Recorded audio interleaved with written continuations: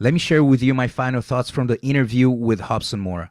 As I mentioned in an interview, he's one of my closest friends and someone who I admire not only for the human being he is, but also for his discipline to his desires, to his goals and dreams.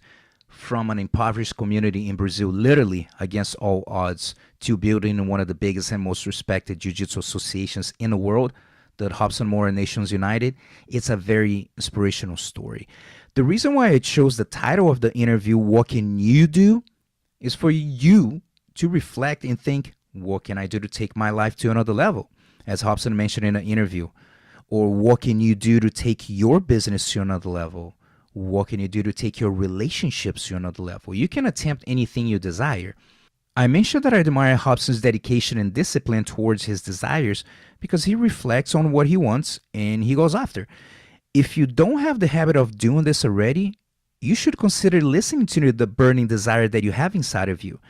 And this is one of the first steps to riches in the list of the 13 main principles of success from the book Think and Grow Rich from Napoleon Hill that Robson mentioned during the interview. That is where everything starts, from within, with the burning desire to pursue a cause, a goal, or a dream, a desire that you have, regardless where you're at in this moment of your life. And I'd like to challenge you. And this challenge will be divided in two parts. And here's the first one. As you already know, one of the main messages that I share with you in the podcast is the idea of living a life authentic to your desires, facing your fears and anxieties to achieve a higher level in your life. And this goes along with this episode's title of What Can You Do? And I'm going to give you two suggestions for you to reflect on what you can do. And here is the first one. Listen to your inner voice. What do you want? What is that desire that you have in your life that you keep postponing and procrastinating? Maybe you don't have any burning desires. However, I believe you do. And I believe it's inside of you. And if you search, you'll find it. It could be something very minor like signing up for yoga or dance classes or a major career change. What exactly do you want? If you have a big desire, though, a big dream, you better know not only what you want, but why do you want to pursue that? What is your intrinsic motivation? Because when the hard times come during your journey to achieve the success you desire, and trust me, they will come, your why will give you strength to continue. If you only focus on the extrinsic motivation, the results, the money, the award, you might end up struggling to find fulfillment in what you want. And as the speaker Simon Sinek says, it starts with why. Why do you do what you do? And as you have the clarity of what you want and why you want it, I would like you to reflect on the second suggestion, which is a quote from one of my favorite motivational speakers of all time, Jim Rohn. Success is something that you attract by the person you become. What person do you have to become? Which habits need to change? Which ones would you like to improve? What do you need to do more of? What do you need to do less of? Who are the personal associations holding you back in your life that you need to do something about it so you can achieve the success you desire? These are hard emotional questions and oftentimes they hurt, so reflect on them. If you feel that you need to pause right now so you can absorb the questions and reflect, do so and come back in because I want to share with you 3 steps that Robson used to achieve his riches, as Napoleon Hill mentions on his book, in different moments and different challenges of his life, on and off the mats. And here's the step number 1. During the interview, Robson mentioned about the opportunity that showed up in his life, which was to buy his very first condo in a very nice building and community, by the way. When he was offered the apartment, he remembered that he always had a desire to have his own house or apartment. And when this opportunity came up, he used the very first step, which is execute on your idea. If you have a desire, a burning desire, like Napoleon Hill said, to pursue something and you're not executing on your ideas, you need to reevaluate what fears and anxieties are holding you back.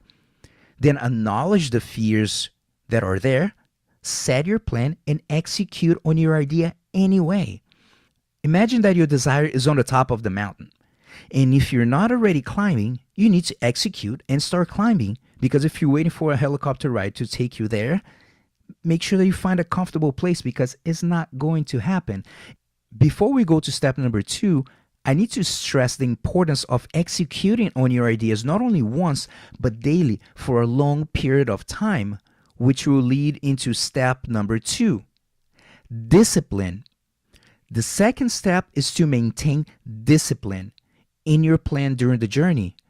The cool thing is that I witnessed this part of Hobson's journey when he put the money down to buy his condo. I remember in 2004 when he came to Arizona for the first time. He came to teach a seminar. He flew straight from Japan to AZ after a MMA fight. And he mentioned how he was saving money to pay off this condo. And not too long after he did. And I admired him not only because he hustled to pay that off in 4 years, but also how disciplined he was with his money to make this happen. Life was good for Robson in Sao Paulo, still teaching, starting his affiliate schools, traveling, competing, and he thought, what do I need to do to take my life to another level? And the answer was the United States of America. When he arrived in Delaware in 2006, he was given a huge step back in his life at that moment. As I said, things were good, but he was looking for a higher level. And the best advice I ever received comes from my mother, that she said, sometimes in life we need to take a few steps back in order to start moving forward again. And that's exactly what Robson did. He mentioned that his main struggle was his beginning in Sao Paulo. And his beginning in the United States was his second biggest struggle. When the fallout happened and he lost his job in Delaware, he was very discouraged, and that's when the third step came in. I remember that he called and said, man, I'm considering going back to Sao Paulo, spend some time there, and wait for another opportunity from there. And I told him, dude, don't do it. If you go, we end up not coming back. If you stay here in the US, it's going to be so much easier, dude. Stay in my house for a couple months until you figure it out. And during the week, you can train, and weekends, you can go after and look for seminars. And that is what he did. He stayed in AZ, and in a couple of months, the opportunity to move to Tampa, Florida presented itself, and he did. And now currently in 2018, he operates his own school and RMNU association that has 50 schools in 7 different countries. You might be thinking, Gustavo, where's the third step? I never heard this, the third step. Step 3, patience. You have to maintain patience. During the interview, I asked Robson, what advice would you give to your younger self when you started your entrepreneurial journey? And he said, be patient. And as I mentioned in an interview, that he was patient during his journey, but maybe even more patient. For example, the moment he had the fallout was a tough moment emotionally for him because he lost his job and he hated living in Delaware. He liked the people, but he wasn't happy there. He didn't like the weather, and his desire was to live close to the ocean. Since he was so down and sad, he thought about waiting in Brazil, and I said no. He needed a little push to be patient. I was already living in the US for 7-8 years by that point, so I knew that his name would blow up in the US. It was a matter of time. And that is why it's so important to be surrounded by positive people who are going to help you during your journey, not hold you back or move you away from your goal when you need them. So don't underestimate the power of Jerome's question. What person do you have to become to achieve the success you desire? Reevaluate your friends, family members, co-workers. Do you need to cut someone from your life? Do you need to minimize time you spend with them? Do you need to look for other new associations? It's up to you. Share your desires and goals with a very close friend that you have, someone that you trust, and who knows, this person could end up being someone who gives you some emotional support during the tough times in your journey. So share your plans and execute on your ideas daily. Stay disciplined during this process. As the motivational speaker Les Brown says, you stay disciplined until. You may ask, Gustavo, until when? I don't know. It's your goal. It's your journey. Remember to maintain discipline until you get what you desire. That's why you need to be patient. If you feel this burning desire to do something, do it. Because you only have one life. And the last thing you want is at the end of your life to be asking yourself, what if? By the way, since I dropped a lot of powerful questions here, I decided to post a link to a worksheet that you can download and reflect on the questions and write them down if you want. And you can find the link at the post of the episode 10 at the BJJMentalCoachPodcast.com. And I'm going to end the final thoughts today with some of Jim Rohn's thoughts. Here it goes. If you really want to do something, you will find a way. If you don't, you will find an excuse. Success is nothing more than a few simple disciplines practiced every day. And discipline is the bridge between goals and accomplishment.